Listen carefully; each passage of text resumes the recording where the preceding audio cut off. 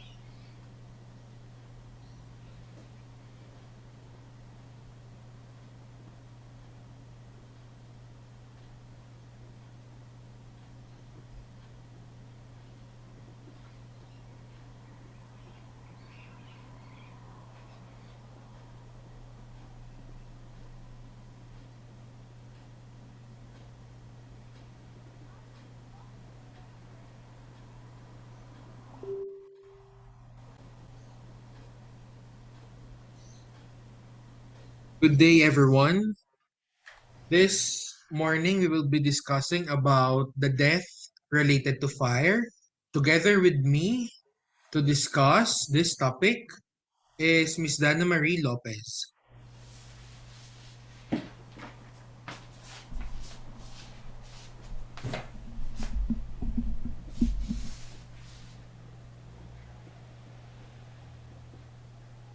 For our today's agenda is what is a burn, categories of burns, severity of burns, degree of burns, causes of death in burns, post-mortem appearances of burns, and medico-legal importance. First is what is a burn?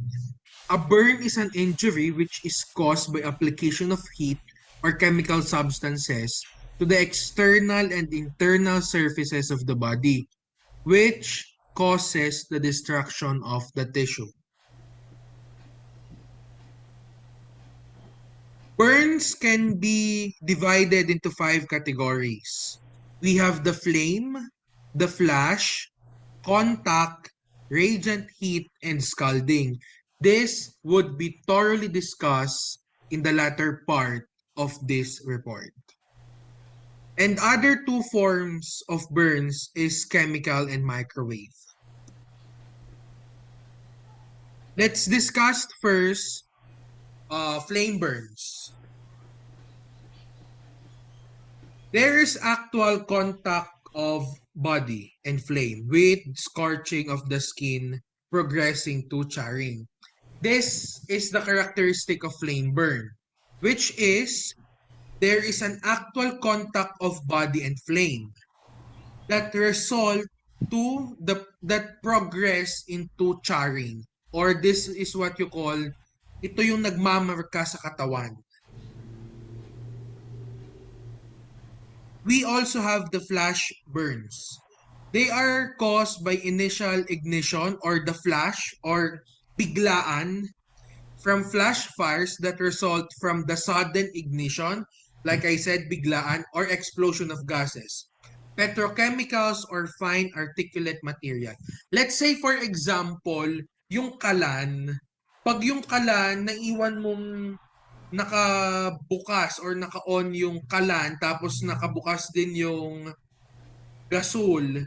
So which means nasingaw pa din yung gas. Pag yun ay bigla yung inignite or sinindihan, then nag-explode. That's what you call the flash burns.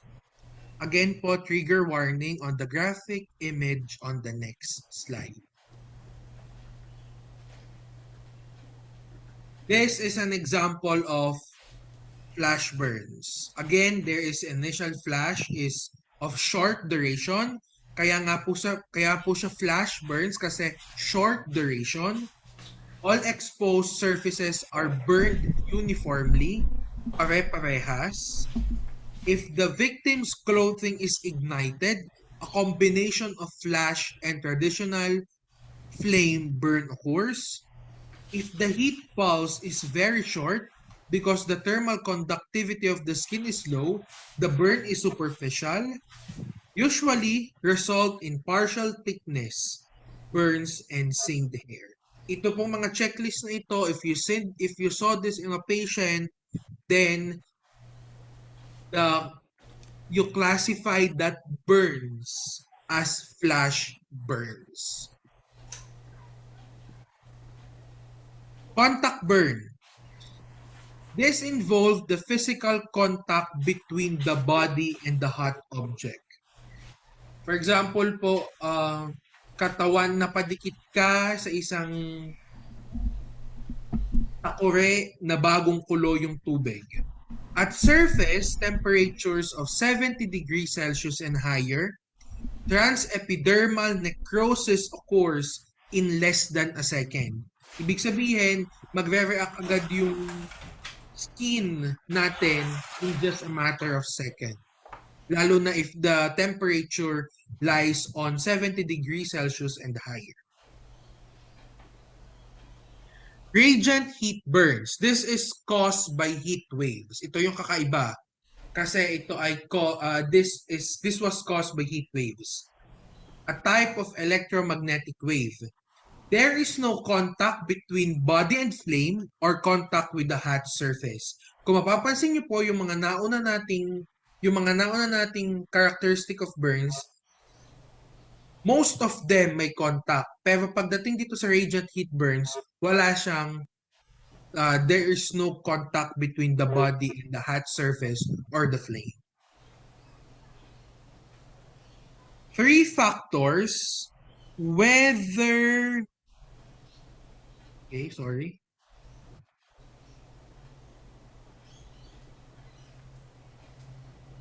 factors whether radiant heat burns occur, their extent and their severity. Ito po yung checklist naman na malalaman natin na yung burns doon sa katawan ng ating patient are characterized as radiant heat burns. Temperature of the heat wave contacting the skin, the time of exposure, and whether the skin is covered with clothing.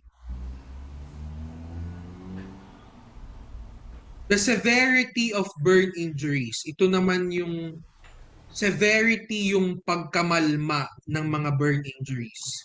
The extent of the burned area, the severity of the burn, the victim's age, and the presence of inhalation injuries.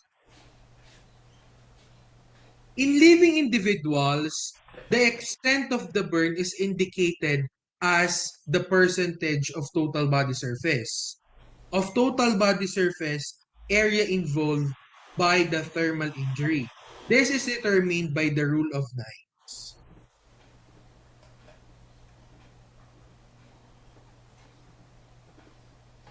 The rule of 9 in burns typically said that the front and back of the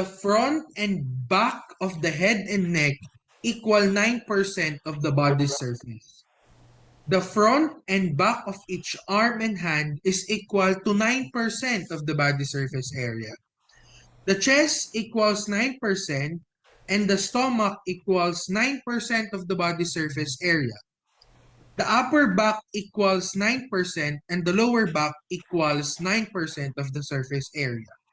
The front and back of each leg and foot equal 18% of the body's surface area.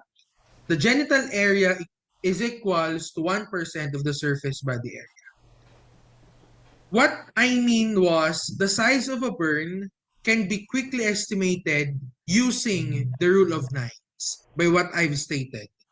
Rule of nines merely by 9%, each part of the body equivalent to 9% of the body's surface area.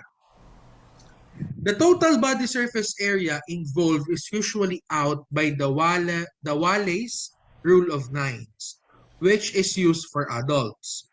When burn surfaces or burn surface involves 1/3 of body surface area or more, usually 30 to 50%, the result is nearly always fatal. The total surface body area. Again, head is 9%, upper limbs is 9% each, the trunk is 36%, so this is, if you can see, this is divisible by 9. The genitalia 1%, then lower limbs 18%. If one considers the total body surface as 100%, then the head is 9%. The upper extremities are each 9%. The front of the torso is 18%. The back is 18%. Each lower extremity is 18%. And the perineum is 1%. The degree of burns. We have the first degree or superficial burns, second degree or partial thickness burns, third degree or full thickness burns, and we have the fourth degree burns. Let's discuss the first degree burns. When low degree heat is applied for very short duration, there occurs erythema or redness over area of contact. Lasts for few hours to several days, leaves no scar on healing. First degree burns are minor burns. These are the checklist of the first degree burns. Please do remember, there are dilated, congested vessels in the dermis, the part of the skin. The epidermis is intact, but there is some injury of the cells. Can be caused by prolonged exposure to low intensity heat or light, or a short duration exposure to high intensity heat or light. We go now to the second degree burns. This is caused by prolonged application of liquid much above the boiling point of water. The skin is blackened, nangitim. Hair on your skin is slightly burnt. Painful blisters are present and it lasts for a few days. Again, no scars left on healing, but slight staining may remain. Second degree burns. These are the examples or pictures of second degree burns. Now we go to the third degree burns. The epidermis is completely destroyed with involvement of dermis. There occurs blister formation with red line. They ulcerate and may get infected and are extremely painful. They heal with formation of scars. Kung yung dalawa pong nauna ay minor, this third degree burns, ito na po yung masasabi nating fatal kasi ito na yung sobrang sakit at talagang nagli-leave na siya ng scars.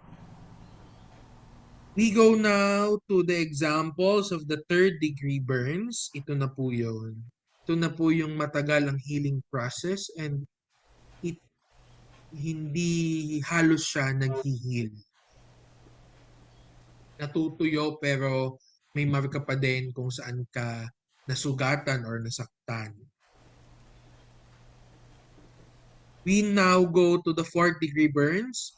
Full thickness of skin is involved. These are not much painful owing to destruction of nerve ending, usually followed by sloughing after some days. Now, this is the fourth degree burns. As you can see, so much severe. We have now the clothing. Accidental ignition of an individual's approximately 150 to 200 deaths a year. The victims tend to be the very young and the old.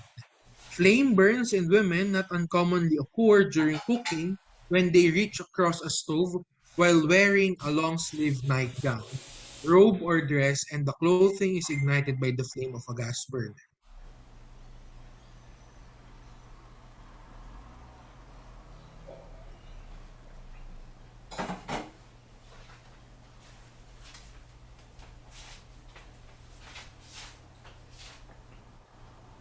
After clothing, we go now to another meaning of clothing or another definition.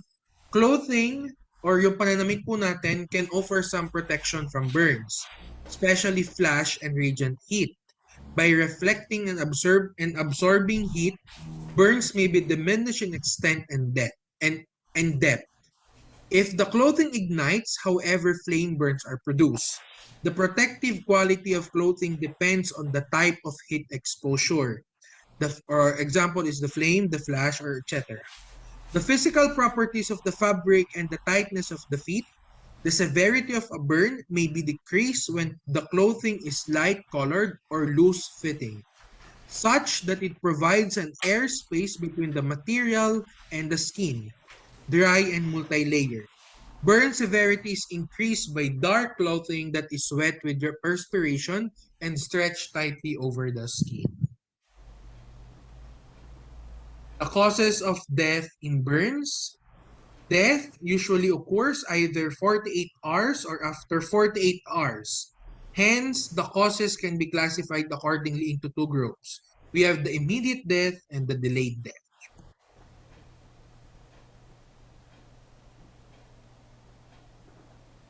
Okay, on this part po, my fellow presenter will be discussing what are the causes of death and the rest of the slides.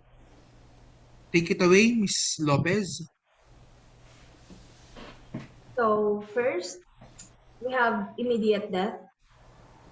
Immediate death are death that occur in the span of 24 to 48 hours from the actual event of burning. Next slide po.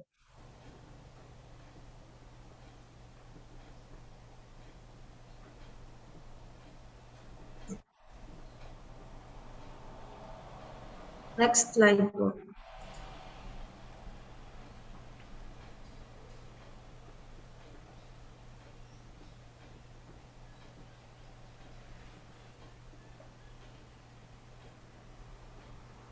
So here are the causes of immediate death. We have shock, coma, and asphyxia. First, we have shock. Under shock, we have primary and secondary.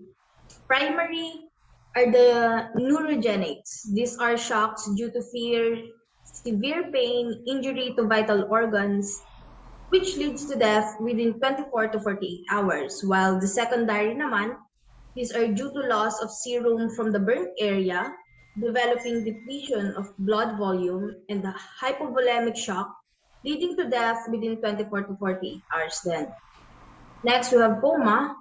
Coma due to congestion of brain and serious effusion of ventricles. And asphyxia, which is suffocation. These are due to inhalation of smoke or gas of combustion.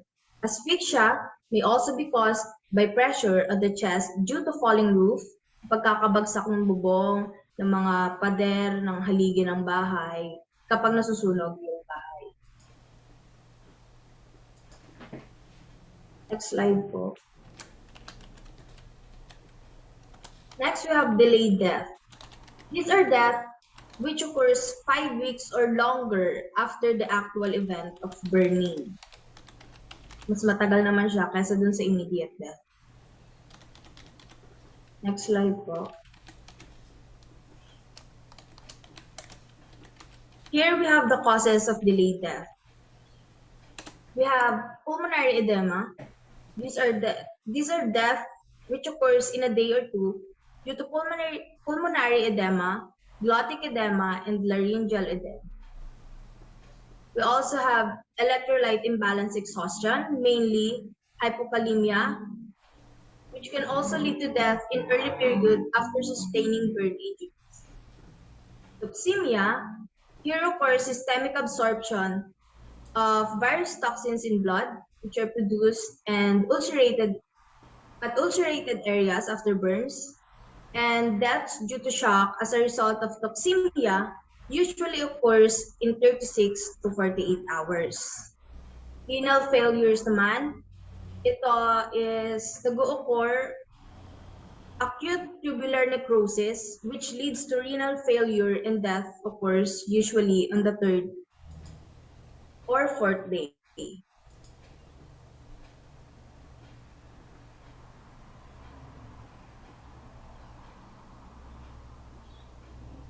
A continuation of the causes of delayed death. We also have septicemia. These are signs of systemic infection, which usually appears by 48 hours after sustaining burn injuries. Most of deaths occurring after 48 hours are due to infection of serious membrane and internal organs like meningitis, pneumonitis, pericarditis, peritonitis, and pleurisy and other complications. Also, we have anemia. The victim may die even after weeks as he develops anemia. And lastly, we have septic absorption from excessive suppuration. Suppurative case death may occur by 5 to 6 weeks or even after a longer time. Pseudomonas is most common organisms responsible for infection and sepsis in turn.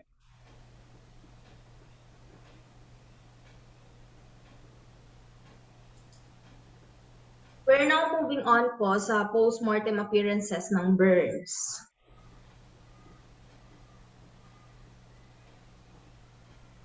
Next slide po. So, in any case of burn, post-mortem signs of burns will be present even if burns are post-mortem in nature. But signs of ante-mortem burns suggest deaths due to burns.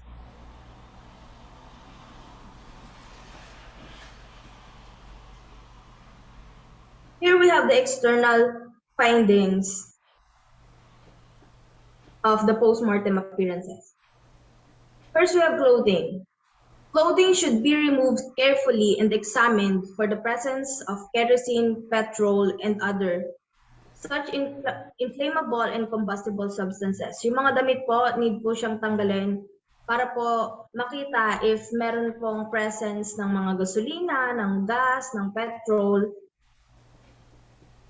Next, we have other articles. Ito naman po yung mga gamit po sa katawan na naiwan dun sa biktima. Like yung susi po, yung singsing, yung mga bracelets. Pwede po siyang gamitin to establish the identity of the victim. Next, we have the face. Usually distorted, swollen with tongue protruded out. There may be absence of burns and soot deposits in the corners of the eye. We also have hair. They undergo a peculiar effect of heat called singeing. The singed hair looks curly and is highly fragile. Next, we have cracks and fissures resembling incised wounds. This may be seen in line with blood vessels exposed through them.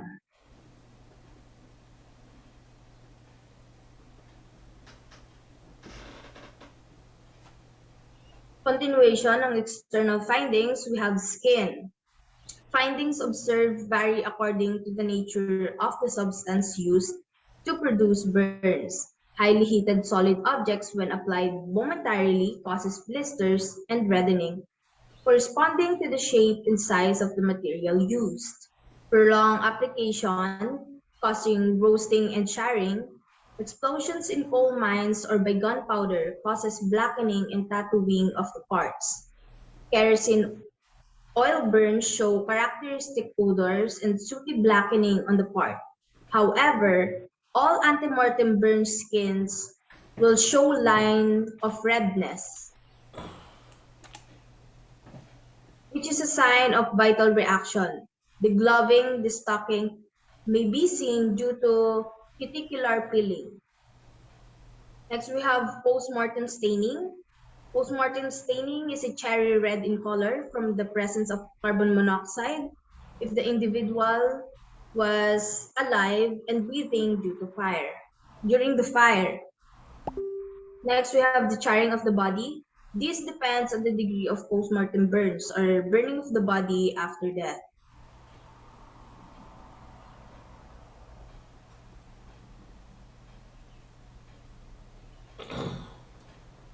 And the last two of the external findings, we have pugilistic attitude. It is a condition wherein the body assumes a rigid position, yung with the limbs flexed and resembles a boxer in defending position. All the four limbs, yung kamay at paa, are flexed with closed fists, body is bent forward, and the skin is tense, leathery, hard, and frequently shows splitting. These are caused under the effects of heat. The muscle proteins coagulate, causing them to become contracted. And then we have the heat rupture. These are splits occurring in the skin due to contraction of the heated and coagulated tissues.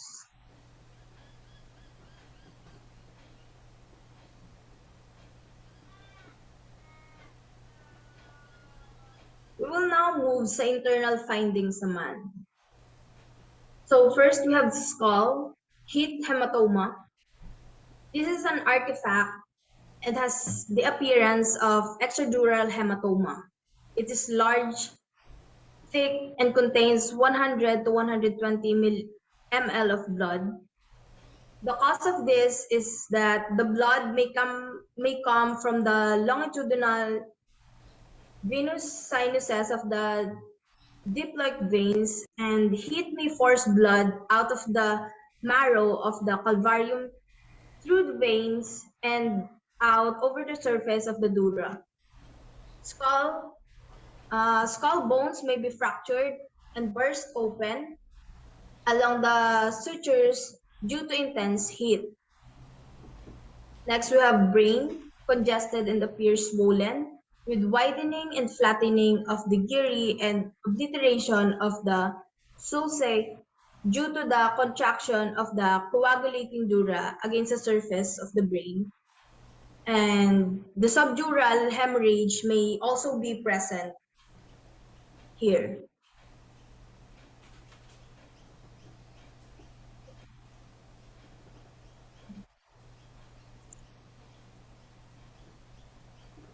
Continuing, we have internal findings in the neck, hemorrhage in the root of the tongue and neck muscles considered vital reactions in burned victims.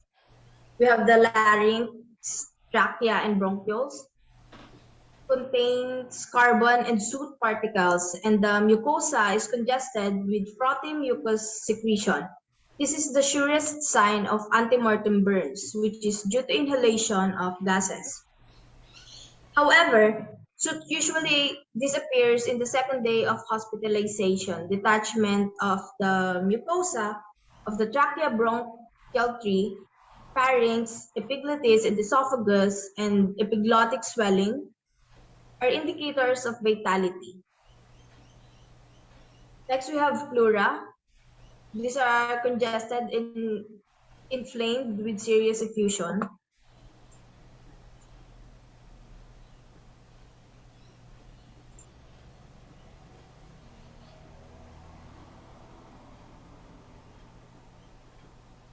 So continuing with the internal findings, in the lungs, congested and edematous may be shrunken. The heart, the chamber, will be full of blood, cherry red in color due to inhalation of carbon monoxide. In the stomach and intestines naman, stomach may contain carbon particles impregnated in the mucous membrane. It may be red in color. There is inflammation and ulceration of Peyer's solitary glands of intestines. Curling's ulcer may also be seen in severely burned patients' gastric antrums in first part of duodenum after 72 hours. It develops due to the mucosal as a result of stress and shock and not related to acidity. Lastly, we have the spleen. I know. We have the spleen. The spleen may appear enlarged and softened.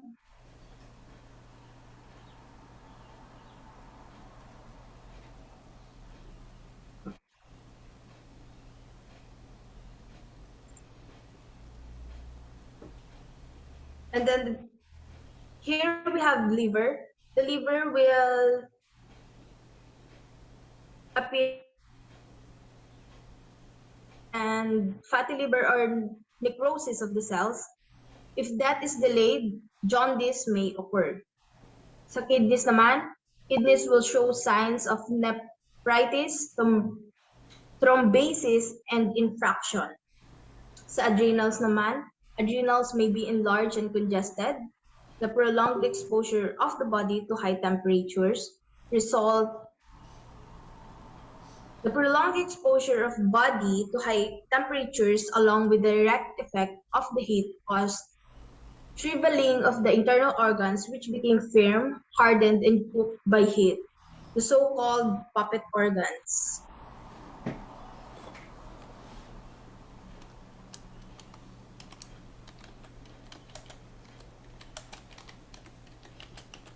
Next, we're moving on naman po sa medico-legal importance ng burns.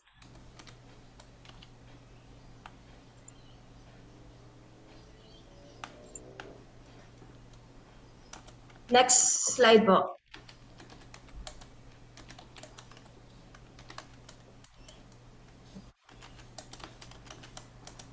First, here we have the identification. Hindi lang po natanggal yung internal findings, pero nasa medico-legal importance na po tayo. First importance is the identification of the disease. Though identification of the disease is difficult when the body is completely burnt, the following may be helpful. Yung metallic objects po sa katawan po, yung rings, yung mga singsing, yung porcelas, yung mga susi, pwede po siyang gamitin to identify the victim. Sex of the deceased, prostate and nulliparous uterus will not get burned even at very high temperature and could help in sex identity. Next is the age of the deceased, usually established by the teeth and classification of the bones. The next importance is whether the burns are antemortem or postmortem. Next slide po.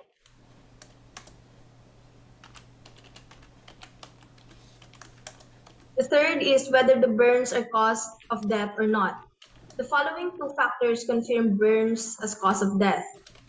First is the presence of carbonaceous and soot particles in the respiratory tract mixed with mucoid secretion, and cherry red discoloration of blood due to carboxyhemoglobin. Next importance, self-inflicted burns for false accusation. These burns are usually seen on accessible parts of the body. Next slide po.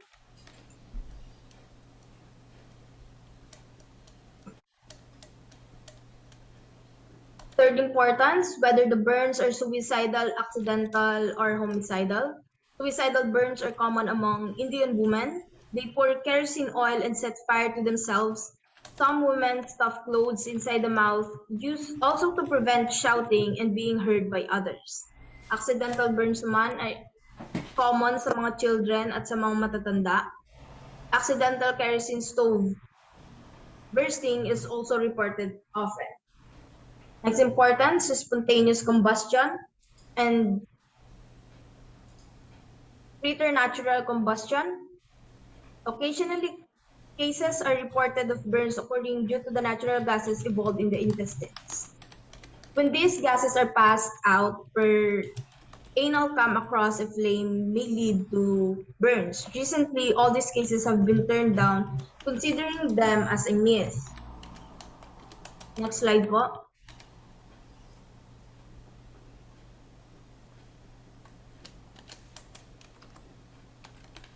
The last two importance. Dead body of victim may be burned after death due to concealed homicide. Head injury and fatal neck compression are commonly reported methods of homicide. And the last importance is the age of burn. Ito po yung timeline po ng burn po natin. Yung pag-burn po ng katawan. Yung paano po nababurn yung katawan. Next slide po.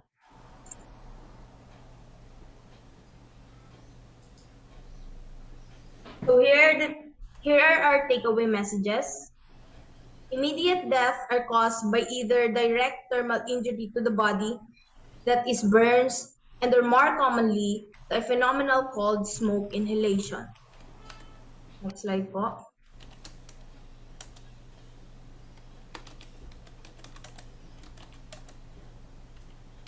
Delayed deaths within the first 2 or 3 days are caused by shock, fluid loss, or acute respiratory failure caused by inhalation of gases with injury due to respiratory. Death after this period are generally caused by sepsis or chronic respiratory insufficiency. Next slide po.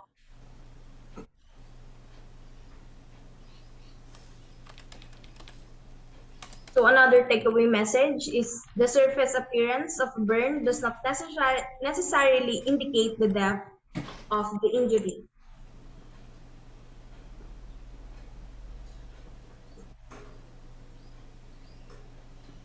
There are a variety of factors that may lead to fire fatalities. The most frequent are smoke inhalation and burn injuries.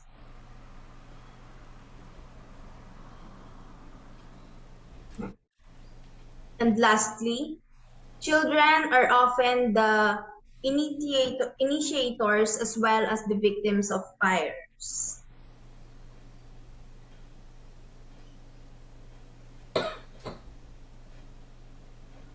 So that concludes our report po.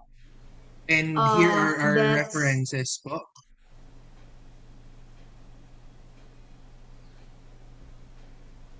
Again po, I am First Mark Makalintal, And I'm Dana Lopez po.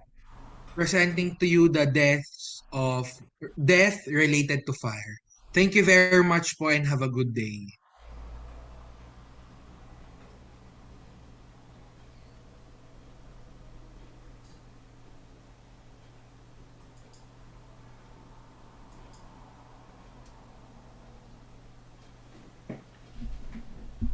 Miss Jade?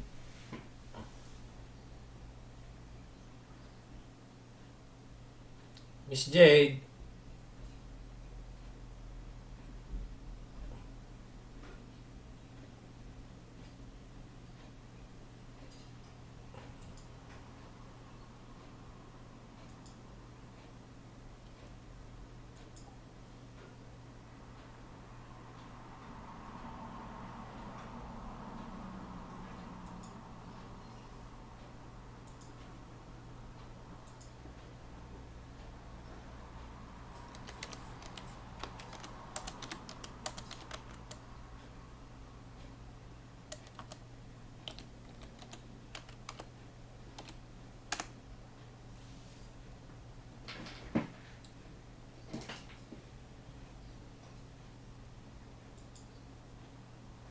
Miss Jade? Hello? Yes po, Doc. Alisin ko na po yung share screen.